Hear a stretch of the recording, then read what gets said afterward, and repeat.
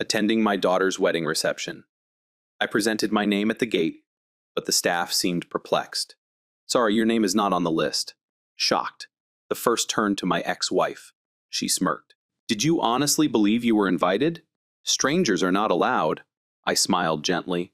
Then I'll live like a stranger. With that, I walked away. However, my ex-wife's phone continued to ring throughout the ceremony. Wallace Blackwood stood inside his workshop.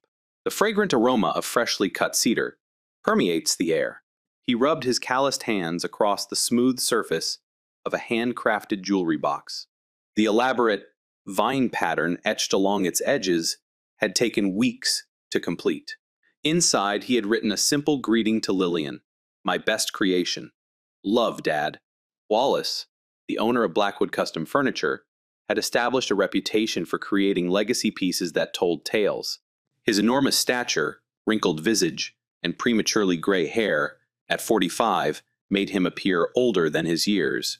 However, his hands remained steady and precise. Since Danica left with their 16-year-old daughter Lillian, the workshop had been his shelter. Do you think she will like it? Wallace inquired, glancing at his oldest friend, Franklin Kowalski, who sat on a sawdust-covered seat drinking a beer. Franklin, a former Marine and bar owner with a constant 5-0 shadow, shrugged. It's a beautiful wall, but do you know how Danica poisons everything? Wallace grimaced at the truth. In Franklin's words, 7 years ago, his world came crashing down when he discovered Danica's romance with Vincent Parker, a slick real estate mogul with shark instincts and a rattlesnake moral compass. The divorce had been nasty, with Danica portraying Wallace as a workaholic who ignored his family while easily ignoring her year-long affair. Wallace reminisced about the day he met her, as he carefully placed the jewelry box in its protective case during his community college painting class. She was painting this terrible landscape. A rare smile touched his face as he told her that her trees appeared to be melting. Franklin smirked. You should have run when you noticed the dissolving trees. Wallace gave him a glare. Wallace's phone vibrated. An unusual text from Lillian. Mom told me to inform you I'm engaged. Wedding in 3 months. Jameson's family pays for everything. No invitation. No one asked for his blessing. Simply a chilly, impersonal announcement. She is getting married. Wallace mumbled his words. Hello, my sweet girl. To the Reed kid. Is Harold Reed's son the it mogul? Franklin asked. Wallace nodded. He had already seen the society page notification 2 weeks prior. Jameson Reed, 28, heir to Reed Technologies, is engaged to Lillian Thorne, 23, a graduate student in art history. The photograph depicted a lovely young man with a nice smile, his arm around Lillian. She had Wallace's eyes, Danica's golden hair, and delicate features. Wallace immediately attempted calling Lillian and going straight to voicemail. He left a message complimenting her and offering to meet for coffee. Do you want to present her the jewelry box in person so you can watch her expression when she opens it? That evening, Wallace drove home, passing through the posh neighborhood where Danica now lives with Vincent. Their house, a modernist glass and steel monster, stood like a monument to extravagance. He had driven past it previously, picturing Vincent smugly enjoying his life, subsidized by Danica's divorce settlement and dubious real estate deals. Wallace returned home, opened his laptop, and glanced up. Jameson read. By all accounts, the young man appeared respectable. He graduated with honors from Stanford and worked his way up through his father's company, rather than pursuing an executive position. Volunteered in technology education projects for poor youngsters. Then Wallace. His telephone rang. It was Paula Collins, Danica's younger sister. Wallace. I thought you should know, she said without preamble. Danica and Vincent intend to exclude you from the wedding. Wallace is gripping the phone tightly. What do you mean? They are warning Lillian that you are too unpredictable and might provoke a scene. Paula hesitated. I attempted to reason with Danica, but Vincent has convinced her that you will ruin everything. I am her father, Paula. The first understand, she murmured, her voice softening. That is why I am pausing. There's something else. I don't believe Vincent is who he claims to be. Danica occasionally acknowledges money troubles and, when pushed, becomes defensive. Wallace thanked Paula before hanging up. He focused on Lillian's graduation photo. The last time he saw her in person, she barely spoke to him and kept her distance at Danica's request. Wallace murmured to the empty chamber, "I am not going to let them take this from me either." The following morning, he paid a visit to Teresa Wong, the private investigator he had employed after his divorce. Teresa's office, a modest space above a Vietnamese restaurant, was clean yet functional. Wallace said, "I need information on Vincent," after they exchanged hellos. "His finances, personal history, and criminal record, everything. There is also a woman named Glenda. I believe she was his ex before Danica." Teresa, a petite woman with keen eyes and a no-nonsense demeanor, nodded. "What about your daughter's wedding?" Wallace nodded grimly. "They are attempting to keep me out of it." Teresa jotted down notes as she explained that family circumstances are messy. "What's your end goal?" "I want my daughter back," Wallace replied simply. "And I want the truth to come out." Wallace returned to his workshop after leaving Teresa's office, where he focused on shaping a piece of walnut. His mind returned to a memory of teaching 5-year-old Lillian about sandalwood. Her small hands, clutching the sandpaper, are steering her own. Her eyes shone with pride. They finished their first project, which was a simple birdhouse. By the evening, Wallace had made his decision. He would not beg for an invitation. He would go to his daughter's wedding, like any father should. And no one, not Danica or Vincent, was going to stop him. The Lakeside Gardens reception hall glowed with understated luxury floral arrangements worth more than Wallace's monthly mortgage on each table. The guest list read like a who's who of the city's elite lawmakers, business magnates, and socialites, sipping champagne. Wallace fixed his tie, which he had worn to Lillian's high school graduation, and approached the reception desk. The jewelry case was tucked under his arm. He had dressed in his best suit and had his hair nicely cropped, determined to look good for his daughter's special day. "Good evening," he remarked to the young woman, ticking names off the guest list. "Wallace Blackwood is the father of the bride." She smiled sweetly while scanning her iPad. Then her smile faltered. "I apologize, sir, but I don't find your name on the list." Wallace felt a chilly weight settle into his stomach. "There must be an error. I am Lillian Thorne's father." The woman seems uncomfortable. "Allow me to check again." After a minute, she shook her head. "I apologize, Mr. Blackwood. Your name is not on the approved visitor list." Wallace stood transfixed, aware of the strange looks from the other guests. The jewelry box felt heavy in his hands. Wallace Danica's words pierced through his embarrassment. She approached in a gorgeous gown that was certainly more expensive than his automobile. Her blonde hair was perfectly groomed. At 50, she scarcely appeared older than 35. Danica Wallace acknowledged, his voice remaining steady. "There appears to be an error. My name is not on the guest list." Danica's smile was polished and pleasant to the bystanders, but her eyes were frigid. "This is not a mistake." Wallace felt his face flush, his anger mounting, but he maintained his cool. "She's also my daughter." Danica approached, dropping her voice. "Is she?" She raised an eyebrow. "Where were you when she needed braces? When did she experience panic attacks? Before college interviews? When she cried after her first breakup?" Wallace spoke quietly yet firmly. "You blocked me at every turn," a seductive voice interrupted. "Problem here." Vincent had come beside Danica, placing a possessive arm around her waist. At 53, he retained the lean, polished appearance of a guy who prized looks over substance. His expensively trimmed salt and pepper hair and perfected smile only enhanced the performance. Wallace said, no difficulty when he met Vincent Gaze. "I just came to give my daughter a wedding gift and wish her well. You can leave it with us," Vincent remarked dismissively. Wallace shakes his head. "I want to deliver it to her myself." "That is not going to happen," Vincent stated, losing all decorum in his tone. "Security is extremely severe about unwanted people." Wallace stared behind them, hoping to see Lillian. Did she even know? Had she consented to exclude her own father from the wedding? Danica's face flickered with distress. "We made the decision for her," she explained, "even without family conflict. Today is already difficult. Sorry, your name is not on the list. Wallace repeated the receptionist's comments, his voice filled with calm incredulity. Is this what you told her? Is it true that I am no longer family? Danica's expression stiffened. You relinquished that right years ago. Wallace swallowed his rage.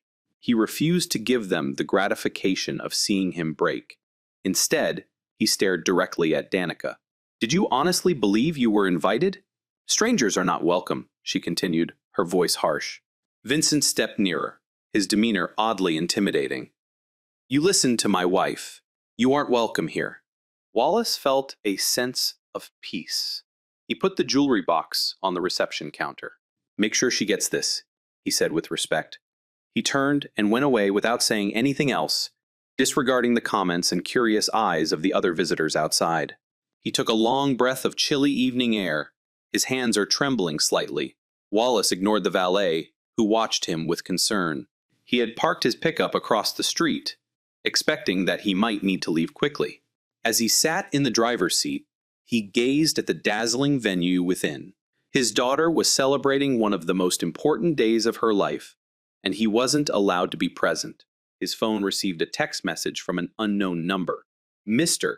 Blackwood, this is Jameson Reed. We need to discuss what just transpired. My fiance's father should attend our wedding. Wallace stared at the message. A little light of hope is flaring to life. Jameson Reed had grown up with everything money could buy, but his mother's untimely death had taught him the one thing wealth could not buy. Spend time with your family. At 28, he had inherited both his father's smart, analytical intellect and his mother's compassion, a rare combination that served him well. As Reed Technologies' innovation director, so when he saw Wallace Blackwood being turned away at the reception, something didn't seem right. The man produced a commotion but did not raise his voice. He had simply departed with quiet dignity. After leaving a beautifully wrapped box on the desk, Jameson excused himself from a chat with his father's business acquaintances and approached Lillian, who was surrounded by her bridesmaids. Can we speak quietly for a minute? He inquired gently, grasping her hand while they were alone in a quiet nook. Jameson selected his words carefully. I just saw your father. He tried to attend the reception. Lillian's blue eyes, which resembled Wallace's, widened in surprise. Dad arrived. You didn't realize he was coming? She shakes her head. Mom said he denied the offer because he was too busy at work. Lillian's voice wavered. He was not invited, was he? Jameson shakes his head. From what I could tell, your mother and Vincent had him removed from the guest list. Lillian's face wrinkled. They promised me. They invited him. I should have checked myself. But, with all of the wedding preparations and my thesis defense, Jameson seized her hand. It isn't too late. The ceremony is not until tomorrow. We can call him. Lillian hesitated. Years of skewed impressions that cast mistrust. Mom often claimed Dad prioritized his business above us, that he chose not to fight for custody because he did not want the responsibilities. Is that why you have been distant from him? Jameson asked kindly. Have you ever asked for his side of the story? Lillian opened her mouth, then stopped. No, I simply accepted what Mom told me. Jameson took out his phone. I obtained his number from the vendor list. Your mother attempted to remove it, but I noticed that he built the arch. We are getting married. Tears welled up under Lillian's eyes. Did he? She informed me that it was from Vincent's architect friend. There is a little WB engraved into the back. Jameson mentioned that I spotted it during the venue setup. Lillian ran her fingers over her face. Emotions were battling inside her. Jameson squeezed her hand. Call him Lillian. She took the phone, then paused. What if Mom is right? What if he does not care? Jameson shakes his head. The man I saw tonight brought a present or an outfit that had seen better days and didn't complain when he was turned away. That is hardly the behavior of someone who does not care. While Lillian grappled with her feelings, Jameson searched for Danica and Vincent. He enjoyed interacting with guests and acting as the ideal host. Could I speak to you both privately? Jameson inquired, his polite tone hardly concealing his fury. He avoided greetings once he entered a side room. Why was Lillian's father not invited to our wedding. Vincent moved forward, putting a strong hand on Jameson's shoulder. There is history here. You do not comprehend. Wallace has anger issues. He is unpredictable. Jameson arched his brow. Really? Because the man I just watched handled his humiliation with amazing dignity. Danica gently touched his arm, her voice gentle and trained. Sweetie, we were protecting Lillian. Wallace left us years ago. That is not what his employee informed me when I commissioned the wedding arch, Jameson responded. He claimed Wallace pushed for visitation privileges for years before Lillian began refusing to see him. Danica smiled and faltered. His employee would say this. So why did you lie to Lillian about the arch? Jameson pressed. Why tell her? Wallace declined an invitation that had never been sent. Vincent's expression stiffened. Listen, son, I am not your son. Jameson cut in with a chilly voice, and I'm beginning to worry what else you've lied about. Danica's tone became brittle. We've welcomed you into our family, Jameson. Don't toss that away because of Wallace's machinations. Jameson stepped back. I have texted Wallace. I want him to attend our wedding tomorrow. If you care about Lillian's happiness, you will resolve this. Without awaiting a response. He left and returned to Lillian, who was still staring at his phone with her thumb hovering over the call button. She murmured, I can't do it. Not over the telephone. I need to see him. Jameson nodded. So let's go. Lillian looked at him, surprised. We would leave our own rehearsal dinner. If not now, when? Jameson inquired.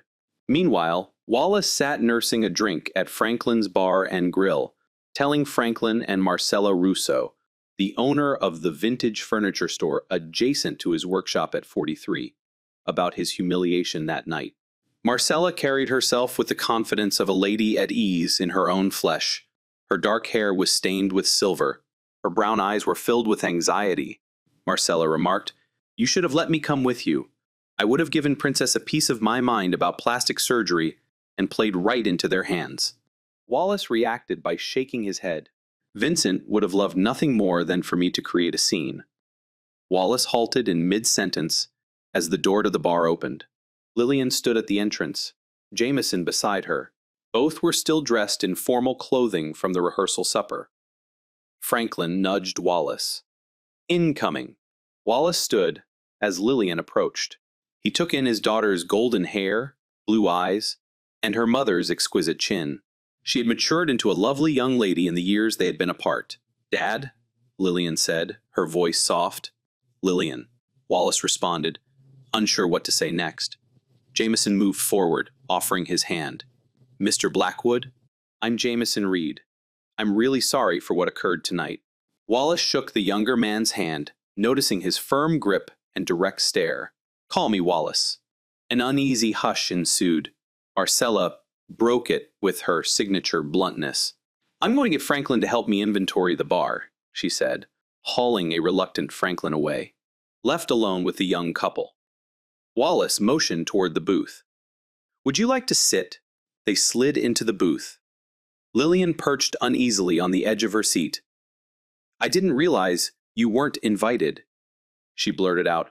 Mom told me you declined. Wallace's jaws constricted. That is not true. I never received an invitation to decline. I should have known. I should have called you myself. Lillian spoke, her voice weighted with guilt. This is not your fault, Lillian. However, she insisted, I believed everything they told me, including the fact that you did not fight for custody and did not want to be a part of my life. Wallace felt his old wrath rising. I filed for joint custody. Your mother battled it with costly lawyers. And when that didn't work, she convinced you that I was the villain. Lillian gazed down at her hands. I recall her crying, claiming you wanted to take me away from her because you believed she was a bad mother. I never said that, Wallace responded, his voice hard but soft. Your mother is many things, but I have always regarded her as your mother. Jameson, who had been quietly observing, eventually spoke. Wallace, I want you to attend our wedding tomorrow. You should walk Lillian down the aisle. Wallace turned to face his daughter. Is this what you want, Lillian? Lillian met his gaze, tears welling in her eyes. I do not know. I'm really perplexed right now. All these years, I thought. She trailed off, trying to digest the reality. I need time, Wallace nodded. Take all the time you need, but know that I've always loved you, Lillian. This has never altered, not for a single day. Lillian wiped away tears from her cheek. The ceremony starts at 2 p.m. tomorrow. I'd like you to be there. Even if you haven't walked me down the aisle yet, Wallace sensed a hesitant spark of hope. Your mother and Vincent are not going to like it. It is my wedding. Lillian spoke with newfound resolve. And you are my father. Jameson smiled and squeezed Lillian's hand. That's settled. Wallace remembered something as the pair was getting ready to leave. Have they given you my gift? Lillian frowned. What was the gift? A jewelry box. I made it for you. She shakes her head. No. They said nothing about a gift. Wallace sighed, not surprised. I will bring another one tomorrow. After they left, Marcella moved into the booth across from Wallace. So, I'm going to my daughter's wedding.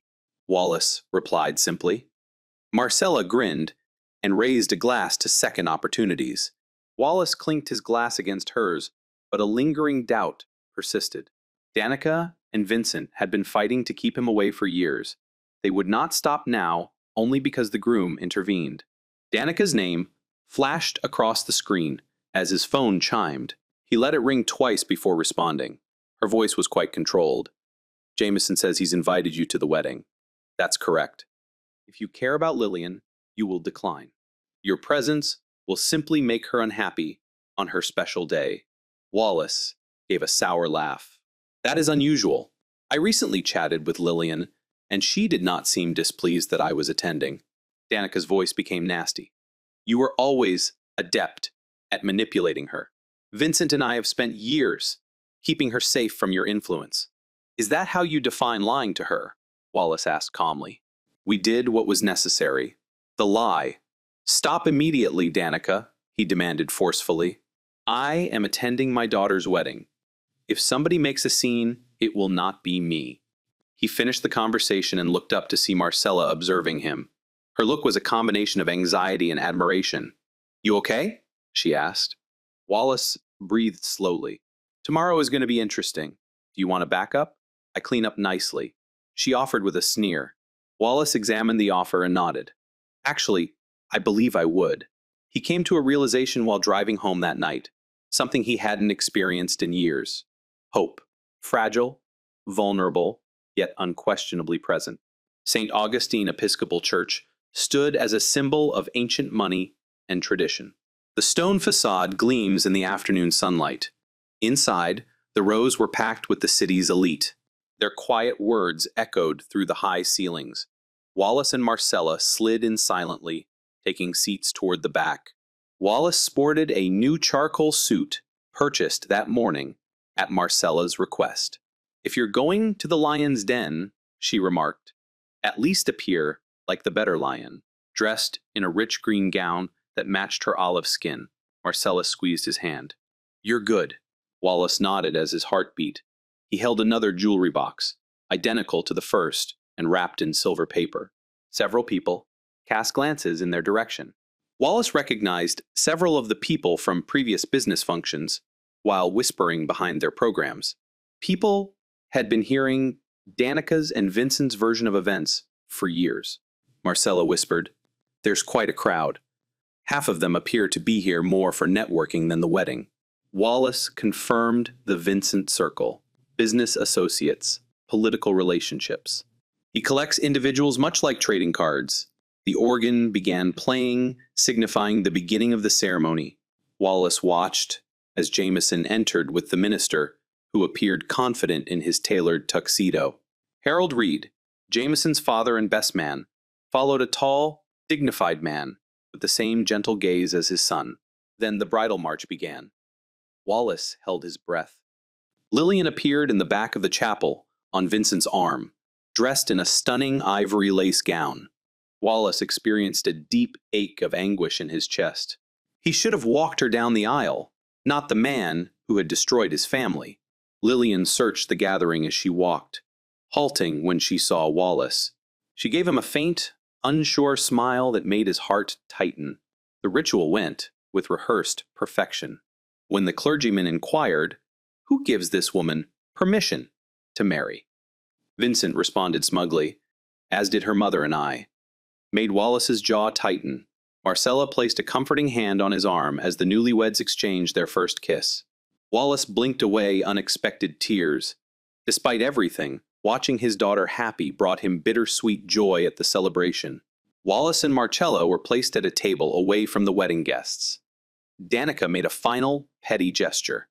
They were joined by Jameson's distant relatives, all of whom appeared to be out of favor. Wallace Blackwood spoke with a strong voice from behind him. Wallace turned to see Harold Reed extend his hand. "Jameson informed me about you. I am sorry for the circumstances." Wallace rose and shook his hand. "Thank you for hosting me." "Nonsense. You are Lillian's father. You belong here." Harold's piercing glance made Wallace think of his boys. "Jameson praises your craftsmanship." "The wedding arch was excellent craftsmanship. Thank you. It was a labor of love." Harold nodded at Danica and Vincent, who were watching their encounter with hardly hidden anger. Those two have been doing damage control all day, telling stories about how family reconciliation was their idea. Wallace gave a stiff smile. Harold responded, "It sounds like I've built my business on the ability to read people. And those two read like terrible fiction." He gave Wallace a business card. "Call me next week. I'd want to talk about commissioning some works for our future corporate headquarters." Marcella gave a low whistle as Harold walked away. "Harold Reed wants to work with you." "That is big."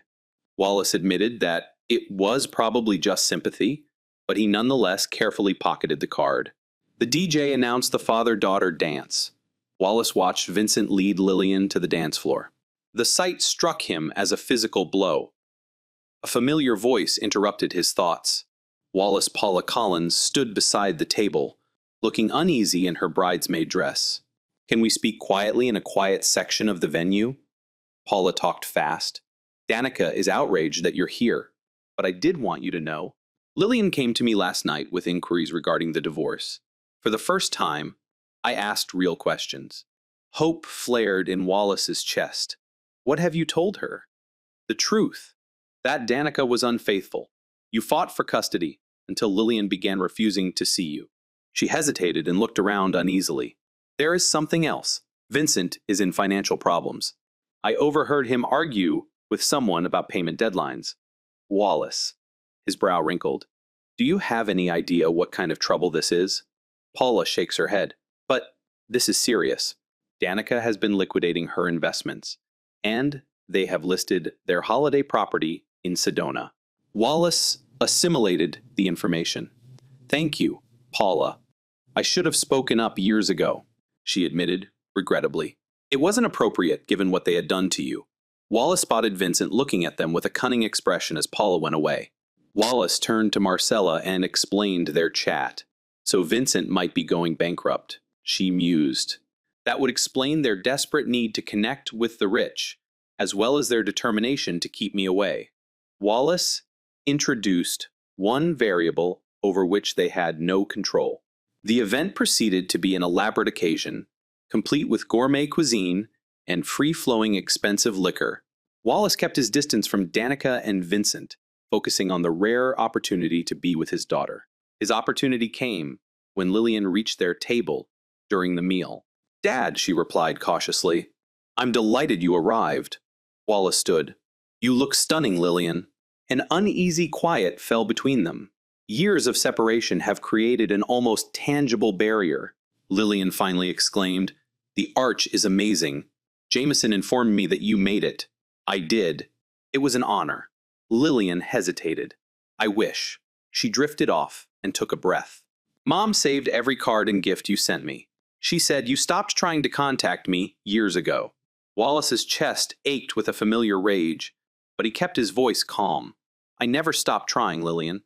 I sent something on every birthday, Christmas, and graduation." Lillian's eyes streamed with tears. "I have missed so much time with you. We can start right now." Wallace offered kindly, "If you wish." Before Lillian could reply, Vincent appeared by her side, His pleasant facade is fully in place. There's my lovely daughter, he added, dismissing Wallace entirely. Your mother is seeking you. The photographer wants to take family shots. The emphasis on family was deliberate, and Wallace noticed Lillian quiver. Vincent. Wallace acknowledged Vincent with a chilly nod.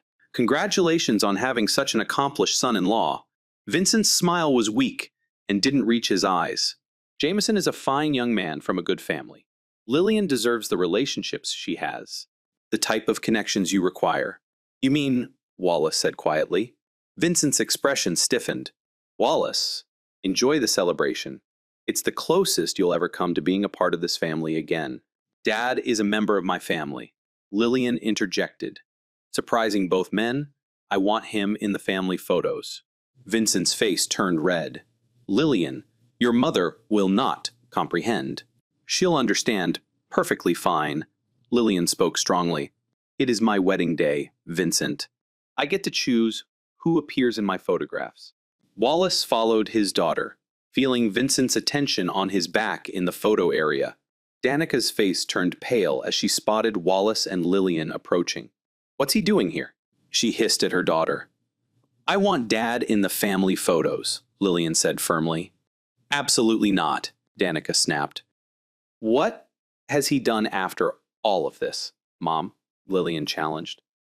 Because Aunt Paula's tale is completely different from yours. Danica cast a scathing glare at her sister, who was standing with the other bridesmaids. Paula is not sure what she is talking about. Lillian folds her arms. There are free minutes. Dad stands in for 3 minutes of photos, after which you have free reign for the remainder. This is not a topic for discussion.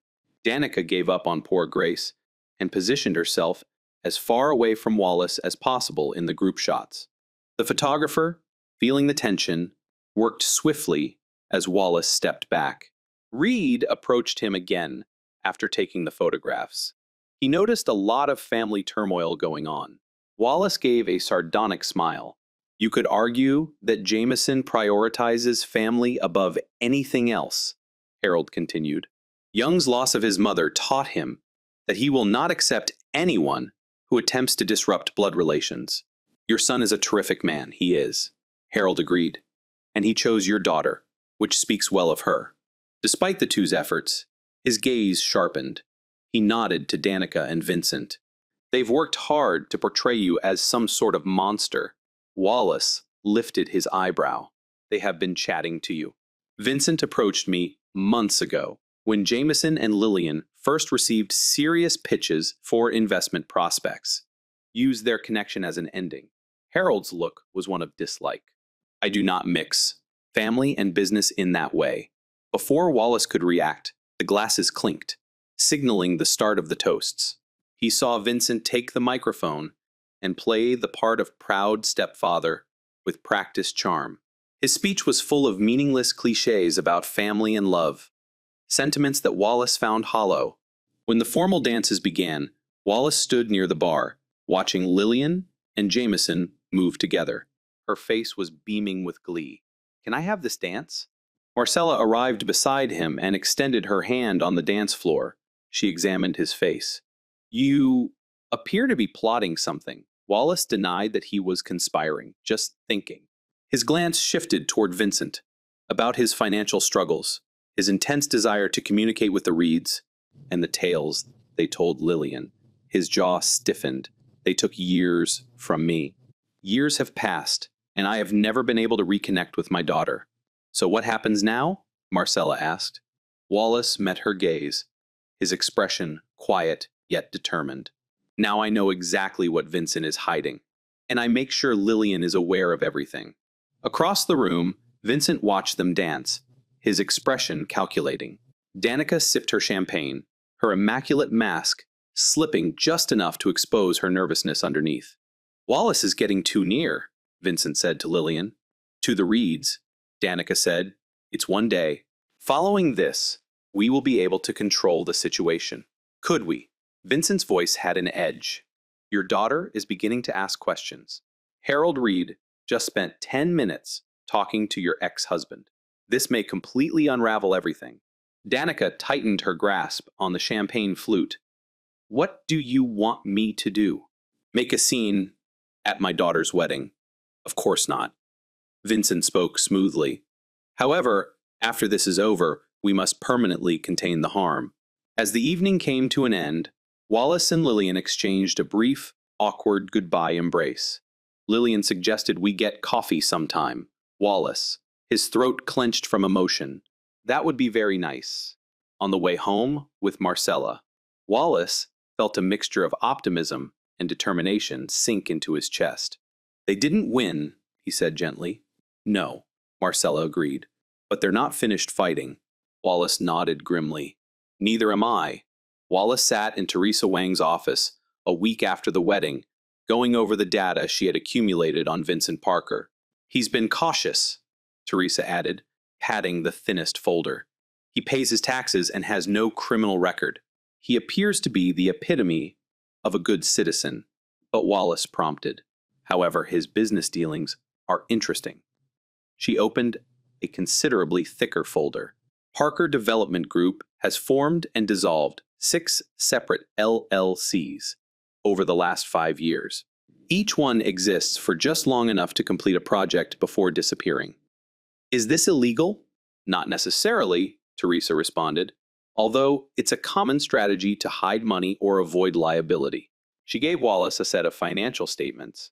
He's also taken out other high-interest loans recently, some from genuine banks and others from less reputable sources. Wallace frowned at the documents. He is underwater. Drowning, Teresa verified. And the date corresponds with your daughter's relationship with Jameson Reed. So he regards Jameson's family as a lifeline. Exactly. And there is more. She took out another file. I discovered Glenda Lawson, Vincent's ex-wife, before Danica. She now resides in Phoenix, essentially in hiding. Have you spoken with her? Briefly. She was afraid. Even after so many years. But she agreed to talk with you. Teresa handed Wallace a piece of paper containing a phone number. She stated she was sorry about what happened to your family. Wallace took the number. Anything else? Just this. Teresa gave him a flash disk. Financial records. In the last 3 years, transfers from Danica's personal accounts to Vincent's company, accounts totaled more than $1 million. Wallace's jaws constricted. He has drained her of blood. And based on the records, she's almost finished her divorce settlement with you. Almost gone. Wallace slumped back, absorbing the weight of the message. Thank you, Teresa. You've been thorough as usual. There is one more thing. She paused. Vincent has been asking people about you, your business, and your routines. Why? I do not know. But take care, Wallace. Men like Vincent become dangerous when they are trapped. Wallace exited Teresa's office with a sense of grim satisfaction. He now has concrete evidence that Vincent was using Danica. Their beautiful life was based on lies and financial trickery. His next stop was Reed Technologies, where Harold Reed had invited him to explore possible commissions. The company headquarters were located on the top floors of a sleek downtown high-rise made entirely of glass and brushed steel. Harold invited him to a corner office with a panoramic view of the city. I'm glad you could make it. Coffee. They sat in comfy leather seats, talking about Wallace's portfolio and Harold's ideas for custom conference tables and reception desks for their new satellite offices. Harold flipped through Wallace's designs and commented, "Your work is exceptional. I admire craftspeople who take pride in what they make." He set down his portfolio. But it isn't the only reason I asked you here. Wallace lifted his eyebrow. Oh, Jameson and Lillian returned from their honeymoon yesterday. They have been talking about you, the wedding, and the years of separation. Harold's eyes remained steady. My son believes you were wronged. Wallace exhaled. Your son is perceptive. He is also protective of Lillian. Harold leaned forward now. As an extension of you, Vincent Parker has been attempting to include me in his real estate enterprises for several months, using my son's friendship with your daughter as leverage. Has he succeeded? Harold made a dry chuckle. I did not establish Reed Technologies through emotional investment decisions. I had invented the moment he approached me. He slid the folder across the desk. My security team discovered some fascinating facts. Wallace opened the folder and found reports similar to Teresa's, but with more information. Connections to development projects that violated regulatory requirements. Investors who had lost money using Vincent's ideas. "Why are you discussing this with me?" Wallace asked. Harold caught his gaze. "Because I protect what I own." His voice was forceful. "My kid adores your daughter. That makes you family in my eyes. Vincent Parker, on the other hand, is parasitic. I can't disagree with that evaluation. Let me be blunt, Wallace. I believe Vincent pursued a connection with your ex-wife solely to have access to your daughter, recognizing her academic abilities and social connections." Wallace. He tightened his grasp on the folder. "Do you think he purposefully targeted my family?" "I believe Vincent Parker recognizes and takes advantage of opportunities. Your ex-wife was fragile when you split up. Your daughter represented an investment in future relationships." Harold's expression stiffened. "Men like that do not deserve second chances." Wallace. His voice was low yet forceful. "No, they do not." Wallace called the number provided by Teresa after leaving Reed Technologies. Glenda lost. Lawson responded on the third ring, her voice wary. "Miss S. Lawson. My name is Wallace Blackwood. Teresa Wong gave me your number. The investigator, Glenda, verified. She claimed you are another of Vincent's victims, so to speak. He married my ex-wife and has blocked me from seeing my kid for years." A sour laugh came over the phone. "This sounds like Vincent. He also distanced me from my family. I'd love to hear your tale if you're willing to share it." A prolonged pause. "It is not something I talk about. I spent years trying to forget." "I understand," Wallace said gently, "but it could benefit my daughter and others." Another pause. "I'll be in the city next month for my niece's graduation. We may meet then." Wallace agreed and thanked her for her courage to speak. That evening, Wallace met Lillian for coffee at Neutral Ground, a quiet cafe. She arrived first, halfway between his workshop and her new apartment, with Jameson, nervously ripping a napkin while waiting. "Dad," she replied, standing as he reached Lillian. He paused before settling for an awkward half-embrace. They sat down. "How was your honeymoon?" Wallace inquired after their order. "Beautiful." Jameson rented a property on Santorini. Lillian fidgeted with her wedding band. "I'd like to thank you for coming to the wedding. I understand it couldn't have been easy. I would not have missed it for anything." A quiet descended between them, laden with unspoken words and wasted years. "Aunt Paula told me what Lillian ultimately said about you and Mom." "About the divorce." Wallace nodded and waited. "She claimed that Mom was having an affair with Vincent before you separated, and that you discovered it and confronted them." Lillian's blue eyes, so similar to his own, scanned his face. "Is this true?" Wallace confirmed quietly. "I returned home early after a work vacation. They were together in our bed." Lillian grimaced. "Mom always said you grew apart and that you prioritized your business over your marriage. That is not what happened. Why didn't you fight harder for me after our divorce?" Wallace felt old pain emerge. "I fought Lillian. The first spent every single penny I had on lawyers. However, your mother was supported by Vincent's money, and she convinced you that I was the evil." "I remember her crying," Lillian added softly, "saying you were attempting to separate me from her because you thought she was unfit." "I never said that. I requested joint custody with both parents, as well as weekend visits, which had been discontinued." She said, "You had canceled them." Wallace shakes his head. "You started stating you didn't want to come. You had plans with pals and school projects." Eventually, the justifications turned into plain refusals. Lillian gazed down at her coffee. "Vincent told me that you didn't want to see me and were only doing it out of obligation." Nothing could be farther from the truth. Wallace reached across the table, but stopped short of touching her hand. "You are the most important person in my life." Lillian's eyes filled with tears. "I've been so stupid and so blind." "No," Wallace insisted strongly. "You were a child caught between two fighting parents." Wallace admitted. "The adults in my life have failed me. Lily saw her mother's soul shine through, including you. Wallace nodded and accepted the criticism. I should have found a way to contact you. Should have battled more against their narrative. They spent the next hour talking. I talked for the first time in years.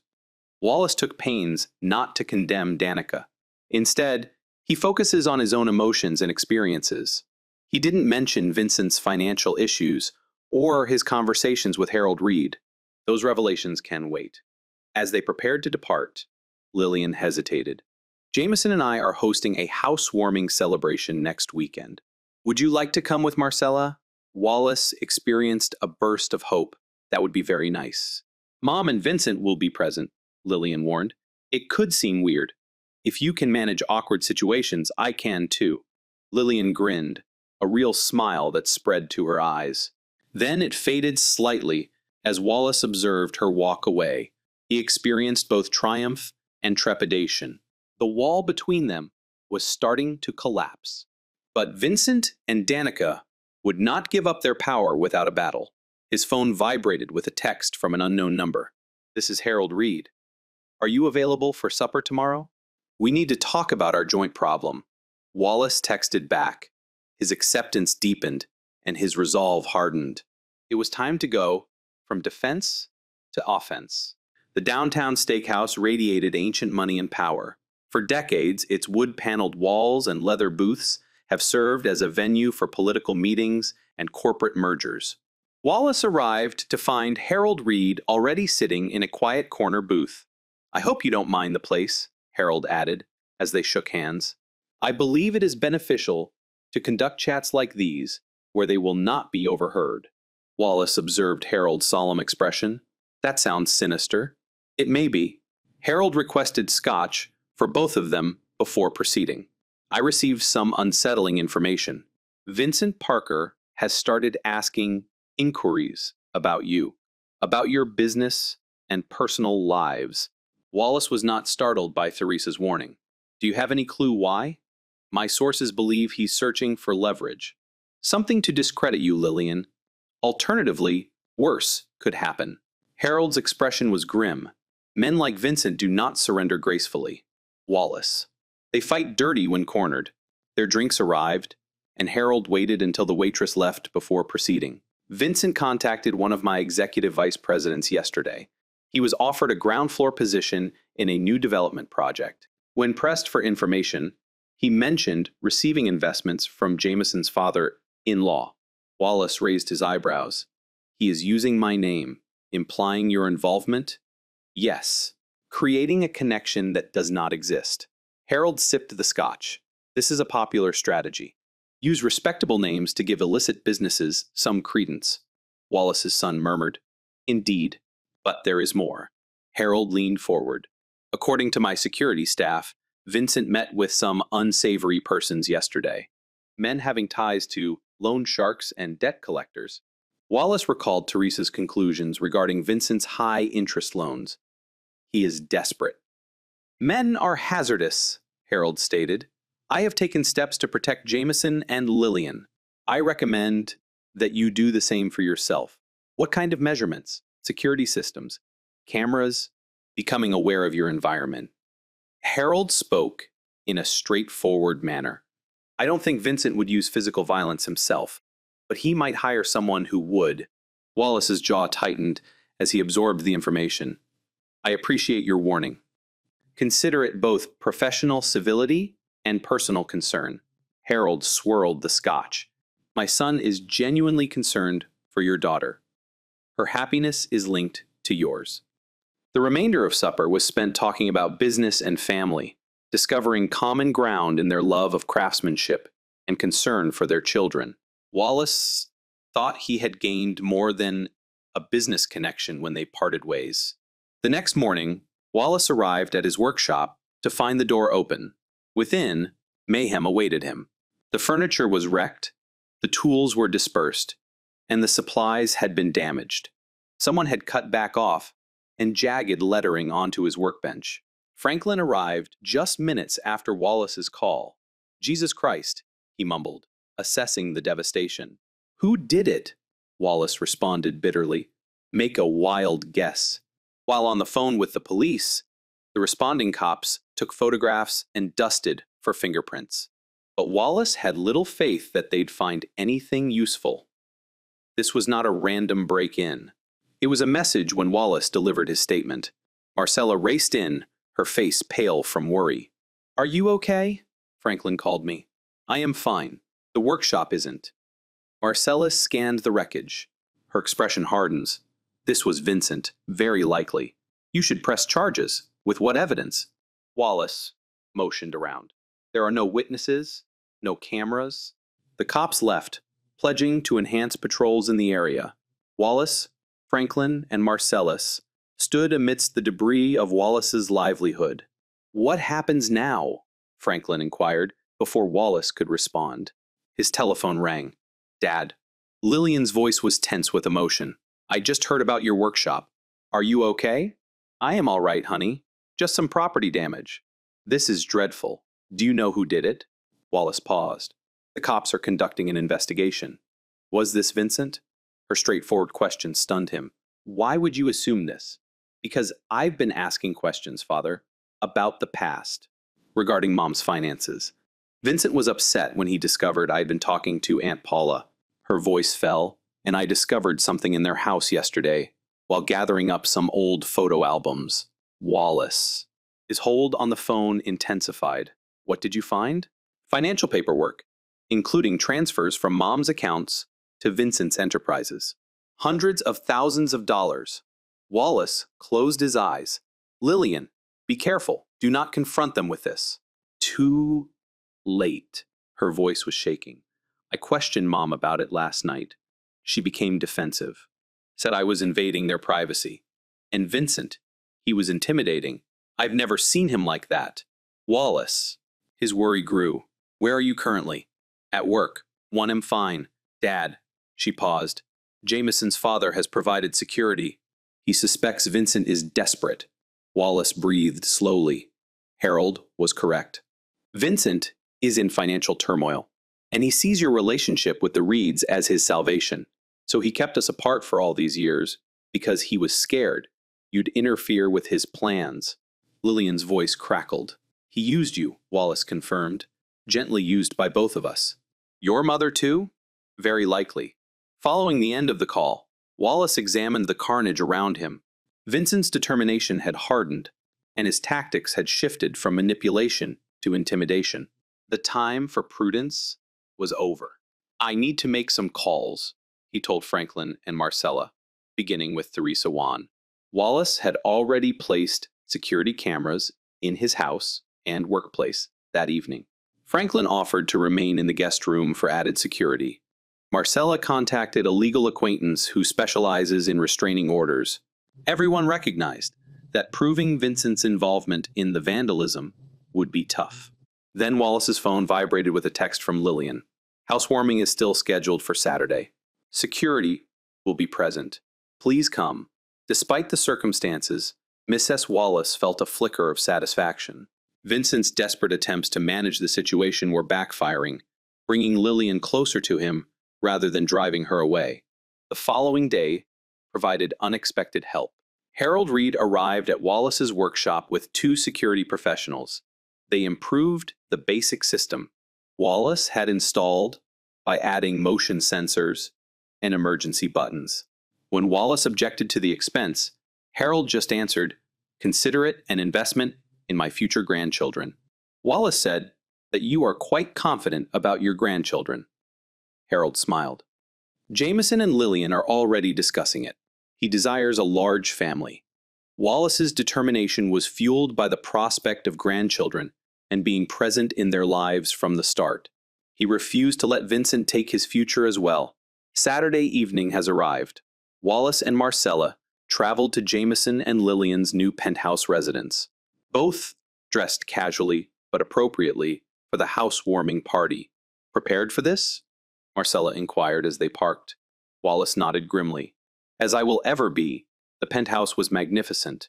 The open layout features floor-to-ceiling windows that overlook the city.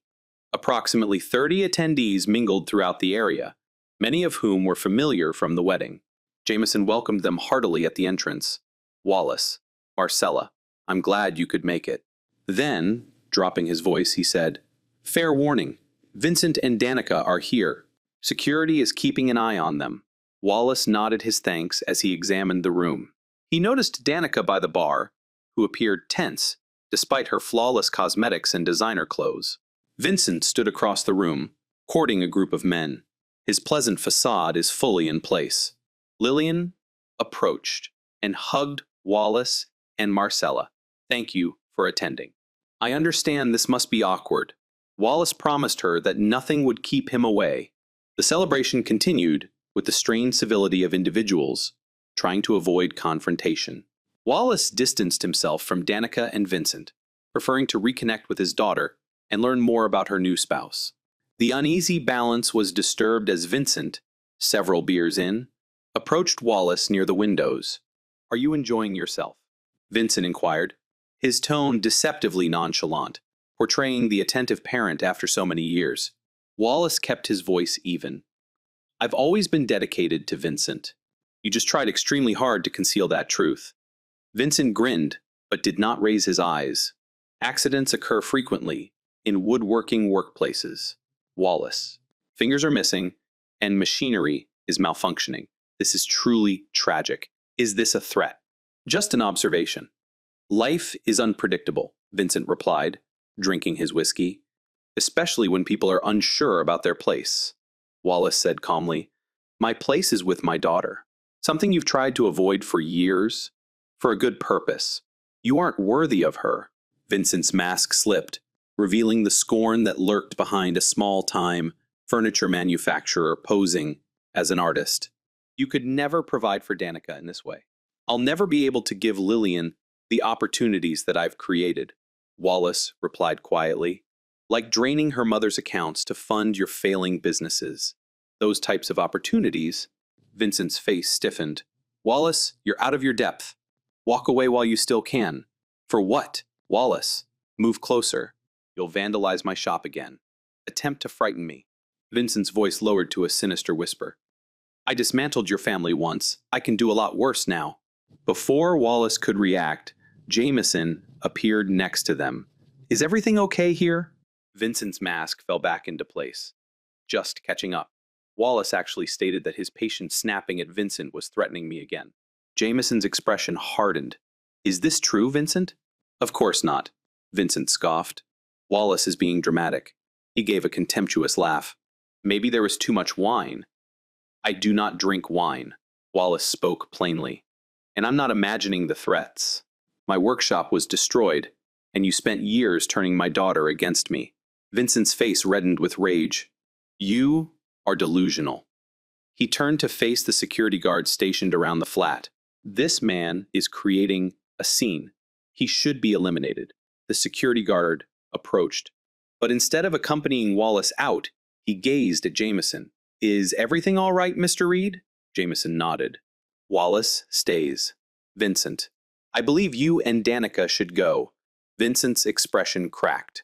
You cannot toss us out. We are family. No, Lillian murmured as she stepped beside Jameson. Are you not? Not anymore. Danica dashed over, seeing the conflict escalating. Lillian, what is happening? I know everything, Mom. Lillian spoke calmly despite the tears in her eyes. About Dad and the divorce. Regarding the money you provided Vincent. All of it, Danica paled. Lillian, you do not comprehend. I understand completely. Lillian interrupted. You lied to me for many years. You kept me from my father. I was protecting you, Danica insisted. No, you were protecting yourself in him. Lillian nodded to Vincent, whose allure had evaporated, leaving only raw calculation on his face. This is ridiculous. Vincent snapped. You believe him above your own mother? Over me? I have been more of a father to you than he ever was. You were never my dad, Lillian responded bitterly.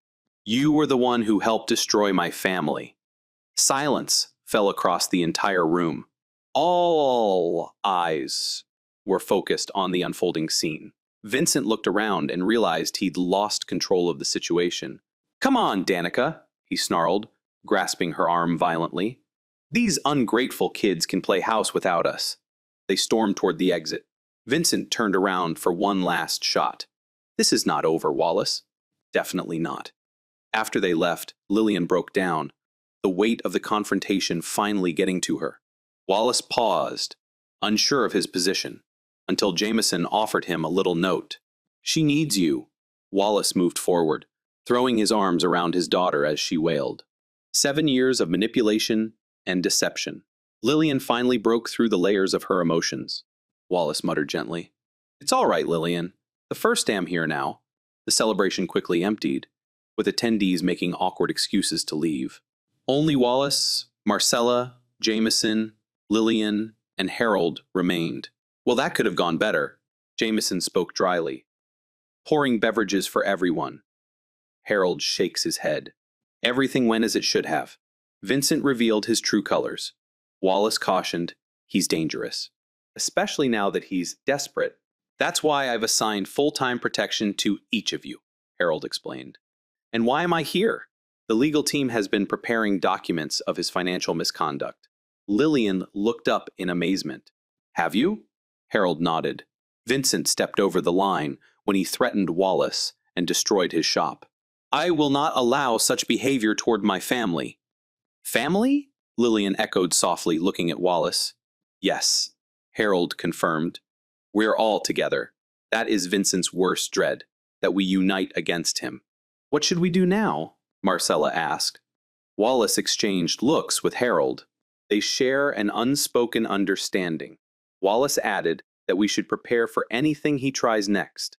Wallace was dragged into family hugs as they left that night, with Lillian holding him firmly. Jameson clasps his shoulder, and Harold nods in reverence. Despite Vincent's threats and the unknown future, Wallace felt something he hadn't felt in years. Once again, the sturdy foundation of family is beneath his feet. Wallace sat opposite Glenda Lawson in a secluded room at the Bridgeport Hotel 3 weeks after the housewarming confrontation. Glenda, now in her late 50s, had the exquisite bone structure that had most certainly grabbed Vincent's eye years before, but stress had etched deep lines around her eyes and lips. Wallace expressed gratitude for meeting me when they ordered coffee. Glenda nodded, her hands quivering slightly. Teresa persuaded me that I needed to do something to stop Vincent from causing more harm. That's exactly why I wanted to communicate, Wallace explained. Vincent manipulated my daughter for years. I'm trying to figure out how he functions so that it doesn't happen to anyone else. Glenda took a deep breath. I met Vincent at a charity gala. I was recently widowed, vulnerable, and wealthy due to my husband's insurance settlement. Her angry smile lacked humor. Perfect prey. How long were you married? 3 years, Glenda said. Long enough for him to alienate me from my friends and family, convince me that my judgment cannot be trusted, and take control of my finances. Despite the unpleasant subject, her voice stayed amazingly steady. By the time I discovered what was going on, he had transferred the majority of my assets into his business accounts. How did you get away? My brother refused to be left out. He continued showing up and calling. Even when Vincent attempted to prevent it, eventually, he helped me understand what was going on. Glenda's eyes flooded with tears. I fled with nothing but a suitcase and my brother's help. Vincent believed the divorce was a threat to me and had me followed.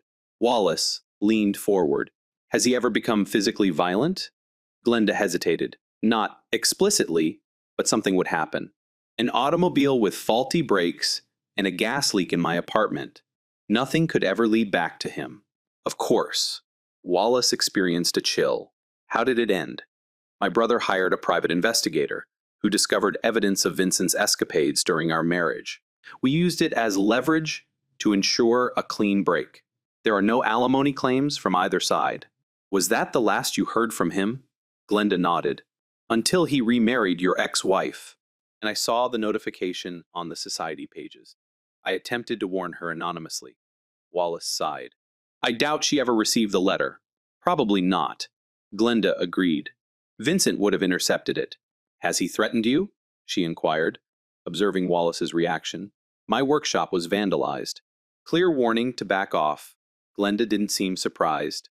That is his pattern. Intimidation, isolation, financial control. And when they fail, escalation. I must safeguard my daughter without pushing her away again. Wallace said that she is only beginning to see Vincent for who he truly is. Glenda urged that you document everything, every threat, every unusual occurrence. Vincent depends on convincing denial and gaslighting. Evidence is your best defense. They talked for another hour, with Glenda detailing Vincent's deceptive tactics and dubious business practices. When they separated, she handed Wallace a sealed envelope. She clarified her official statement regarding her marriage to Vincent Parker, notarized and witnessed. Use it as needed. Wallace accepted the envelope graciously. Why are you willing to help? It must be terrible to go over all of this. Glenda's expression darkened as I spent years blaming myself and feeling ashamed. If my experience may assist your daughter in escaping his influence, it may result in something positive. Wallace called Harold Reed after Glenda had left. I met with Vincent's ex-wife, he explained. She confirmed all we suspected, plus more. Good, Harold responded, because we may need it sooner than anticipated. Vincent made some frightening movements. What kinds of moves? He has approached several of my business associates, claiming to represent a family investment organization that includes the Reeds and using our name to collect donations. Harold's voice was tense, filled with suppressed wrath. My legal staff is preparing cease and desist letters. But this is only treating the symptoms. What are your suggestions? A more lasting solution. Can we meet tomorrow in my office? 3 p.m. Bring everything you have on Vincent. Wallace agreed and set to work. He called Teresa and requested copies of all of her results. Next, he phoned Franklin and Marcella, urging them to gather any evidence of threats or vandalism. Finally, he contacted Paula, who agreed to provide the financial records she had secretly stolen from Danica's home office. Wallace had been awaiting a confrontation for years, and it was finally coming together. That evening, his phone rang. Lillian's voice was tight. Dad? Mom arrived at my office today, she said. She was crying and said Vincent had changed that. He's been experiencing mood swings, making threats. Wallace stiffened. What kind of threats? She wouldn't elaborate. She just claimed she is terrified of him now. Lillian hesitated. I'm not sure if I should believe her after everything, but she appeared truly afraid. Be careful, Lillian. This could be another manipulation. Wallace warned her she may be in serious trouble. Lillian sighed. Despite everything, she is still my mother. I understand, dear. Wallace paused. I'm meeting with Harold tomorrow. We are compiling evidence of Vincent's activities. If your mother is truly afraid, then she should reveal what she knows. I'll suggest it, Lillian promised. But she's been under his control for a long time. People can change when they see the truth, Wallace remarked, reflecting on his daughter's own experience. Wallace appeared in Harold Reed's office the next day, carrying a large folder containing evidence. I was surprised to discover not only Harold waiting, but also Jameson, Lillian, and Paula. We're all affected by Vincent's activities, Harold said. We should all be involved in the solution. They gathered evidence from Harold's conference table, including bank documents, threatening texts, images of the graffiti, Glenda's statement, and Teresa's reports. They created a scathing image of a guy who had repeatedly twisted and exploited people around him. This is more than enough for a restraining order, Paula stated as she flipped through the documents. Possible criminal charges for threats and vandalism. The challenge, Harold pointed out, is demonstrating Vincent's direct involvement. He is careful to establish plausible deniability. What about Mom? Lillian inquired whether she was truly afraid of him now. Could she testify? If we can convince her. Wallace expressed uncertainty, but Vincent's grip on her is firm. Perhaps not as strong as before. Paula countered. Danica called me this morning and asked if she might stay with me for a few days. She claimed she and Vincent had a tremendous dispute over money. Wallace felt a spark of optimism kindle in his chest. If Danica turns against him, Vincent loses his last line of defense. That's our next move. Harold made a decision. Paula, check if Danica will meet all of us somewhere secure. Neutral. My dad's lake cottage, Jameson recommended. Remote. Secure. And Vincent is unaware of it. They scheduled the meeting for the following weekend, intending to persuade Danica to break free from Vincent's grip and join their joint effort against him. As they were finishing up, Wallace's phone vibrated with a text from Franklin's Shops on Fire. "Get here now." Wallace's blood became chilly. "I have to go. My workshop is burning." Jameson insisted on driving, while Harold alerted the fire department and police. They arrived to find dense black smoke rising from the workshop windows. Firefighters are attempting to confine the blaze across the street. Franklin stood with his face smudged with soot. "I was locking up when I smelled gas," he said hoarsely. "I barely made it out before the place went up." "Was anybody hurt?" Wallace asked hurriedly. "No, thank God. But, Wallace, this was not an accident." Franklin's voice was harsh. "I discovered a shattered window in the back. The gasoline line had been tampered with." A police detective approached. She introduces herself as Detective Rivera to Mr. Blackwood. "We are investigating a probable arson. Do you have any security footage?" "Yes," Wallace stated. "There are cameras at all entrances." The footage is routed back to a cloud server, and Wallace supplied access details.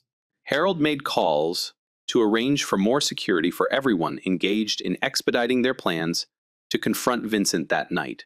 Wallace remained in Marcella's apartment, too shaken to return to his empty house. They sat on the couch, one bottle of whiskey between them. Franklin Wallace stated with a hollow voice he could have slain if he had been working late as he normally does. Marcellus clenched his hand, although he wasn't.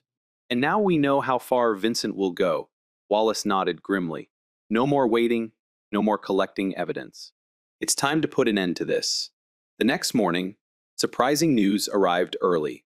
Detective Rivera called to provide an update. "We've identified a suspect using security footage," she claimed. "Vincent borrowed from a notorious arsonist with ties to loan sharks. He was detained as he attempted to flee town." "Will you testify against Vincent?" Wallace asked. Rivera confirmed that he is considering a contract, but individuals like him are typically loyal to whoever pays them. We'll need more than his testimony to link Vincent to the arson. Wallace thought about the evidence they had compiled and remarked, "I might have what you need. May I come to the station that afternoon?" Wallace informed Rivera of their results, and he promised to pursue the connection to Vincent aggressively. Meanwhile, Paula verified Danica's agreement to meet them at the lake house that weekend.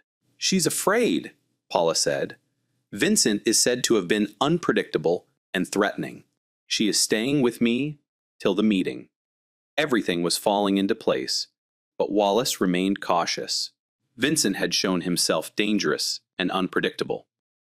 Their last confrontation would require meticulous planning. The lake house meeting.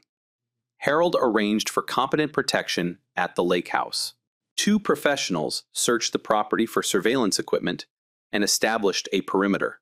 Wallace, Lillian, Jameson, Paula, and Marcella arrived early to prepare the venue and discuss their strategy. Danica arrived last. Wallace remembers her from their wedding as a sophisticated socialite. Her fancy clothing had been replaced with jeans and a sweater. Her makeup was immaculate, with no black circles apparent under her eyes. Lillian thanked her mother for coming and tentatively hugged her. Danica held her kid, tears running down her cheeks. Lillian, the first, very sorry for everything. They met in the lake house's large living room. Danica sits in the center, looking apprehensive. "We are not here to attack you," Wallace began, maintaining a steady voice despite years of understandable rage. "We're all concerned about Vincent's growing behavior." Danica nodded and wiped her eyes. "I should have noticed it years ago. Control, seclusion, and financial demands. He has been bleeding me dry for years." "Why now?" Paula asked bluntly.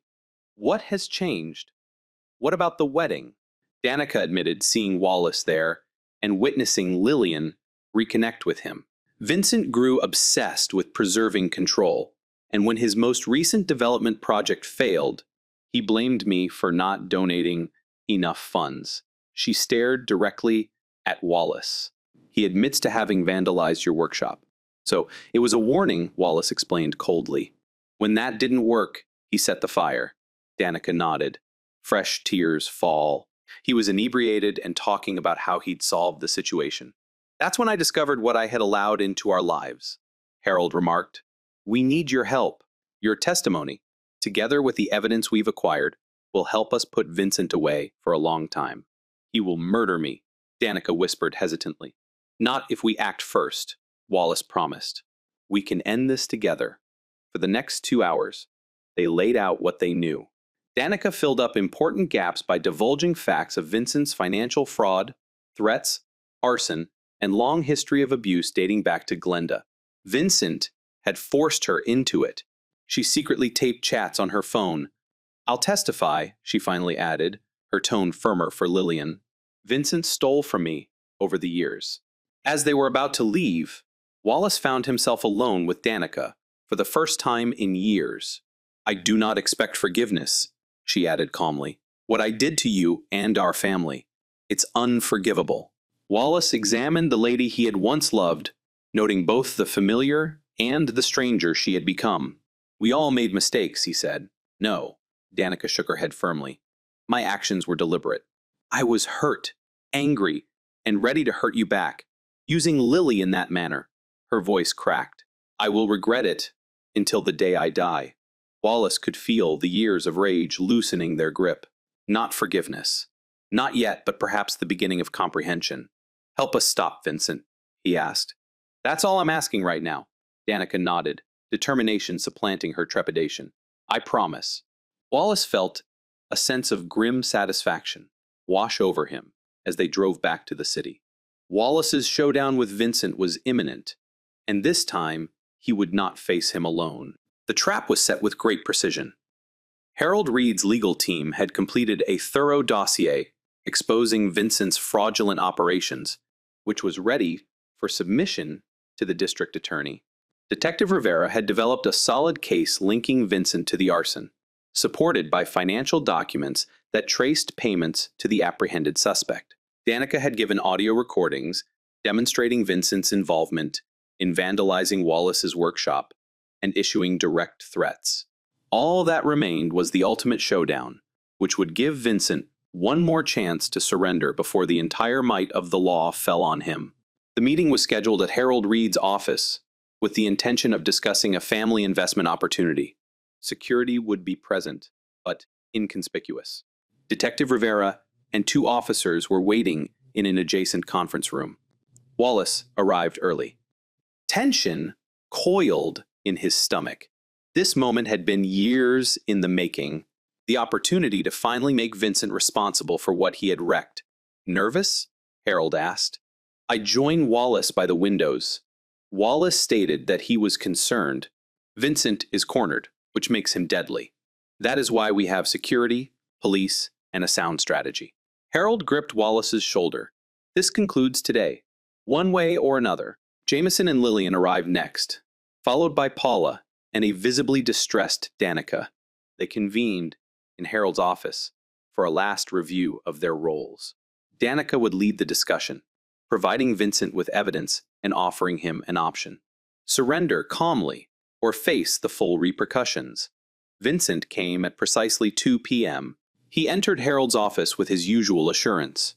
Wallace observed the strain on his eyes and mouth. Isn't this cozy? Vincent remarked while surveying the room. His smile faded when he spotted Danica. Darling, I've been worried sick. Why haven't you arrived home? Danica straightened her shoulders.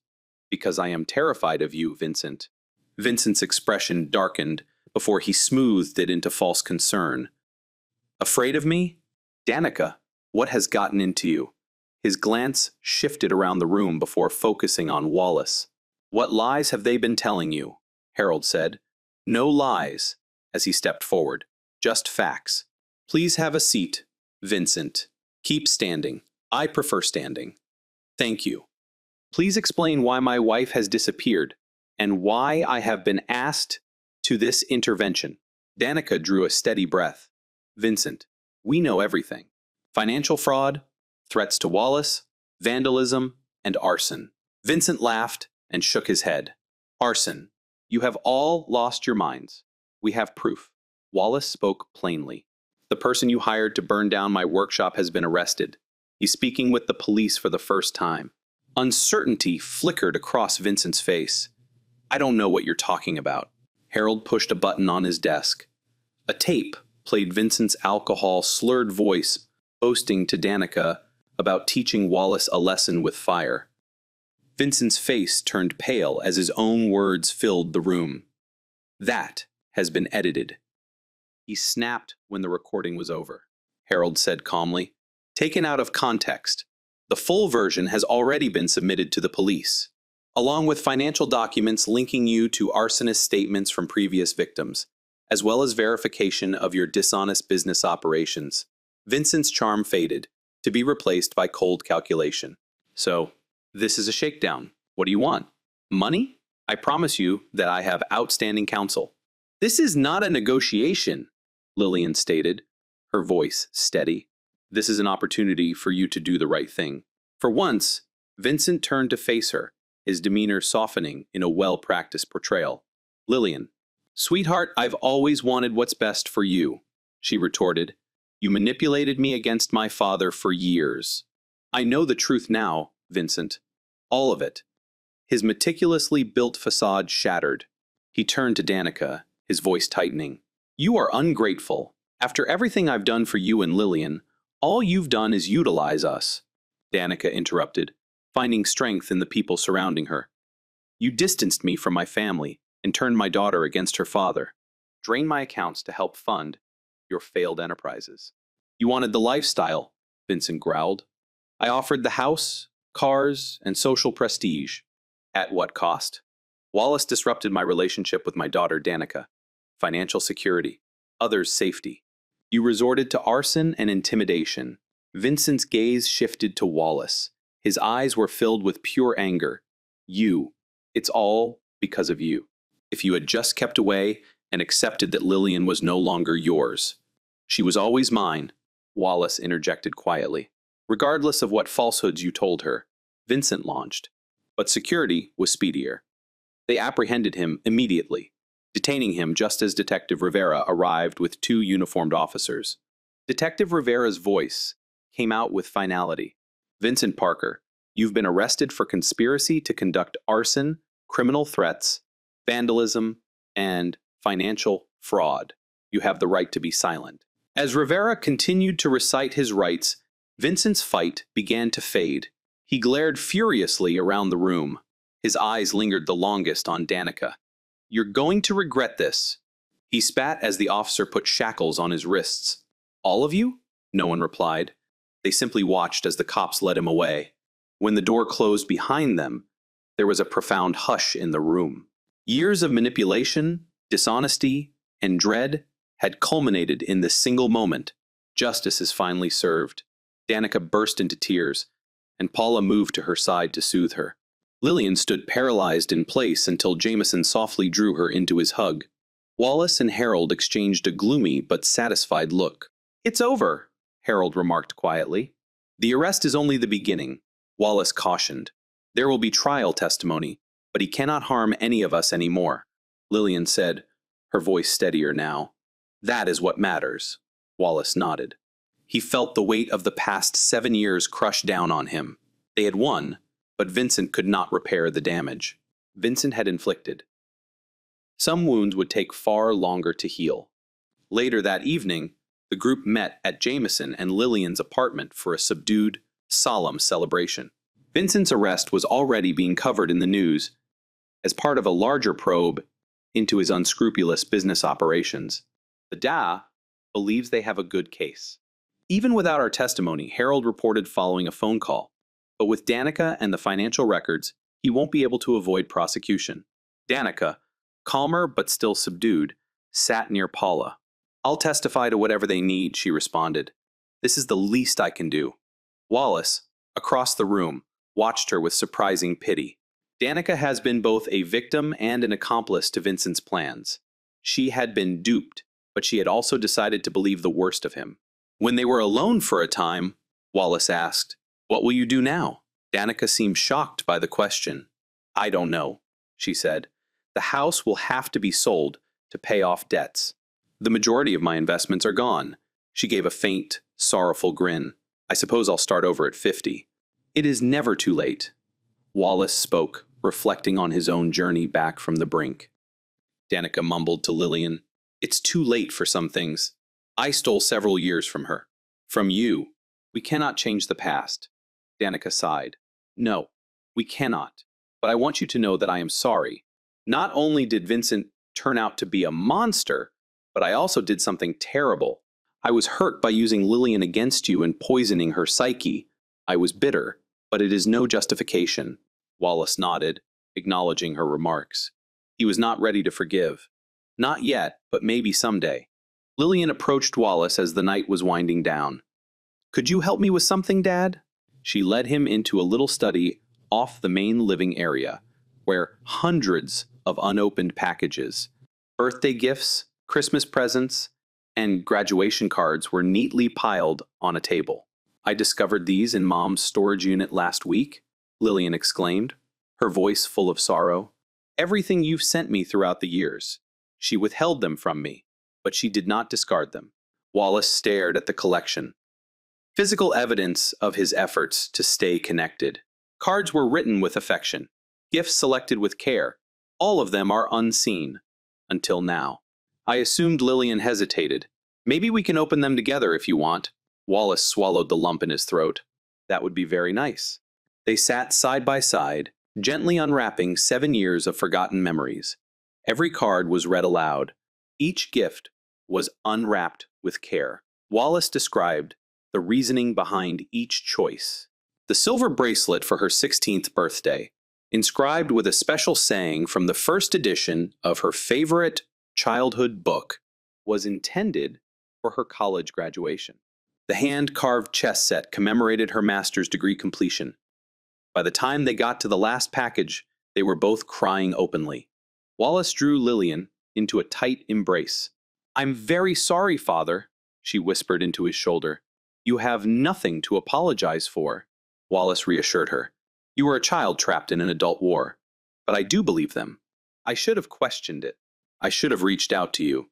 Wallace gently held her at arm's length and stated, "That was not your responsibility. All that matters now is that we found our way back together." They rejoined the others. Wallace experienced something he had not felt in years, a sense of closure. Vincent had to face justice. Danica admitted her sins, and most importantly, he had his daughter back. The journey ahead would not be simple. There would be difficulties rebuilding his business, negotiating legal proceedings, and establishing new boundaries with Danica. But for the first time since that fateful day, everything fell apart. Wallace had a sense of new hope. 6 months later, Wallace stood in his newly constructed workshop, satisfied with the space. The insurance payment, along with a business loan from Harold Reed's bank, enabled him to establish an even better workspace than before. More natural light, better equipment, and adequate space for the 2 apprentices he had recently hired. The bell over the door jingled, signaling Marcella's arrival. She held 2 cups of coffee and a newspaper under her arm. "Morning, handsome." She gave him a kiss. "I figured you could use this. You've been here since morning." Wallace accepted the coffee graciously. "Big day. Jameson and Lillian are coming to see the finished crib. They'll love it," Marcella commented, appreciating the cherrywood crib that he had spent months crafting. It was a labor of love. The headboard is elaborately carved with a tree of life pattern. Wallace ran his fingers over the flawless surface, still trying to process the fact that in just 2 months, he would be a grandfather. Marcella ridiculed Grandpa Wallace with a grin, "Has a pleasant ring to it." The preceding 6 months had brought about significant change. Vincent's trial ended with a 15-year sentence for arson, fraud, and criminal threats. Danica had testified against him, and her assistants earned her immunity from prosecution for financial crimes. Wallace had forgiven her gradually, realizing that hanging on to hatred poisoned his own happiness. They maintained a cautious but friendly friendship. They were united by their love for Lillian and their excitement about the baby. Danica had sold the property she formerly shared with Vincent, using the funds to pay off debts and launch a modest interior design firm. She began dating again cautiously, with a kind-hearted accountant who treated her with respect. For Wallace, Marcella had become an important part of his life. Their relationship had evolved from friendship to love. Even though they were taking it slowly, they were both carrying baggage from the past. But Wallace had already begun creating a ring. His objectives are evident, even if unstated. The bell rang again as Franklin entered, carrying a hefty gift. He revealed a special delivery from Teresa Wong.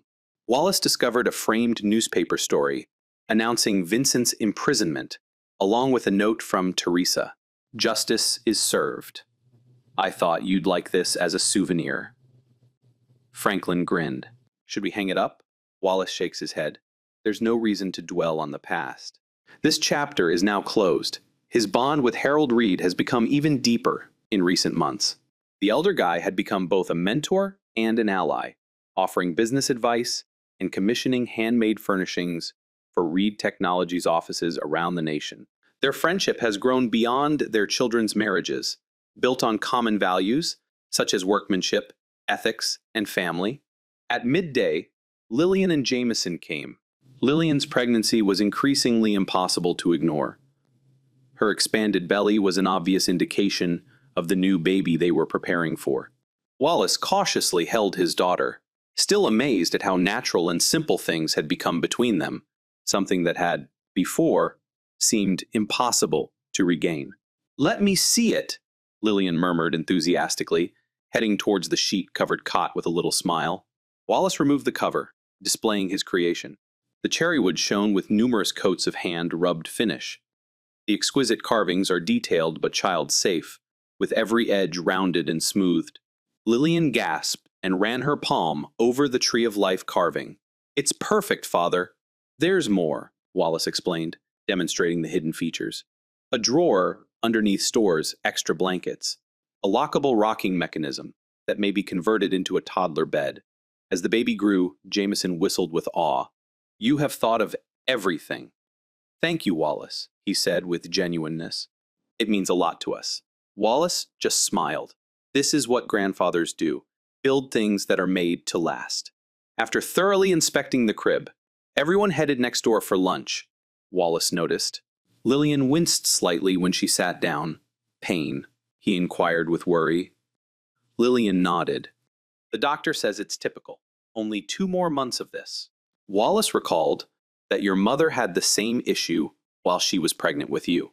We discovered a unique pillow that helped. You'll have to tell me about it, Lillian replied. Mom has also been sharing anecdotes about her pregnancy. It's wonderful to hear all sides. Wallace grinned, admiring how far they'd come. I'm confident that between all of us, this baby will have more support than it can handle. Jameson spoke of support. Dad asked me to invite you all to supper this weekend. He's launching a new philanthropic organization and would like you to be on the board. Wallace blinked in amazement. Me? Why? Jameson grinned. Because you possess honesty and sound judgment, and because he considers you to be family now. Wallace's interpretation of the word had changed, expanded, redefined. After lunch, Lillian and Jameson went for their pediatrician's appointment, vowing to return the next weekend to pick up the crib. Wallace and Marcella returned to the studio and began preparing tools for his afternoon lesson. Wallace launched a free woodworking course for at-risk teenagers as a way to give back to the community. Marcella observed as the first pupils came. A year ago, your life was in disarray. The workshop was destroyed. You are estranged from your daughter, angry at Vincent and Danica. Wallace nodded, recognizing the reality of her comments. And now look, she proceeded. New workshop. Your bond with Lillian is restored. A grandchild is on the way. Vincent, behind bars. Peace with Danica. She grinned pleasantly. Of course. Definitely you, Wallace agreed, bringing her closer. The best part of all, Wallace greeted each of the teenagers by name as they arrived. He heard echoes of his younger self in them, children managing loss, rage, and uncertainty, while finding concentration and purpose in transforming raw materials into something significant. Wallace and Marcella sat on the back porch that evening, taking in the sunset. His phone vibrated. A text from Lillian. An ultrasound picture. Baby's first photo for Grandpa. Wallace showed Marcella the image, his heart bursting as he reminisced on the trip that had brought him here 7 years ago. Discovering Danica's betrayal seemed like the loss of all he treasured. The years apart from Lillian had been an open wound, filled with rage and hate. Then came the wedding invitation, which never arrived. The embarrassment during the reception. The now infamous confrontation. Sorry, your name is not on the list. The shock. It hurt. The confrontation with Danica. Did you honestly believe you were invited? Strangers are not allowed to see his honorable exit. Then, I'll live like a stranger. However, that moment of severe rejection proved to be a watershed event. Jameson intervened. Lillian realizes the truth. Harold formed a partnership. The gathering of evidence against Vincent, and eventually, justice. Wallace had learned that retribution was not about destruction, but about restoration, restoring truth, repairing relationships, and pursuing justice without violence or hatred, but with patience, dignity, and unyielding determination. Marcellus squeezed his hand. Thank you for your views. Wallace grinned as he reflected on how sometimes the worst day of your life may lead to the best years. If you don't give up, you never gave up on Lillian. Never could, Wallace stated. Some relationships are too strong to break, no matter how hard others try. As darkness fell around them, Wallace had a profound sense of contentment. The past was unchangeable, but the future was full of possibilities. Watching his grandchild develop while expanding his business. He is deepening his relationship with Marcella, strengthening his rekindled relationship with Lillian. Vincent attempted to destroy the Wallace family, but in the end, he only forced them to grow stronger, more honest, and more appreciative of the relationships that truly mattered. Wallace recalled the plaque he had carved into his granddaughter's crib, words that encapsulated everything he'd learned on his long voyage. Love, not blood, is what defines a family. Truth and the bravery to stand up for both.